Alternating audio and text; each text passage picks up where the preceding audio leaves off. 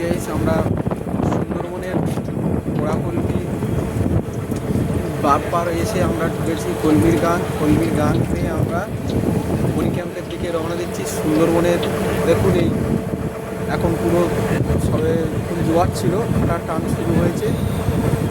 হাঁটার টানে গাছগুলো কত সুন্দর দেখা যাচ্ছে এবং গাছের গোড়া থেকে আস্তে আস্তে জল নেমে যাচ্ছে। এই সমস্ত খাড়িগুলোতে জল নেমে গেলে আরও সুন্দর দেখতে লাগবে। দেখুন এই আমাদের সামনে সুন্দরবনের বিভিন্ন প্রজাতির ম্যানগ্রোভ গাছ দেখা যাচ্ছে এবং গাছগুলো অনেক পুরানো। এই যে সামনে কেওড়া গাছগুলো পুরানো গাছ।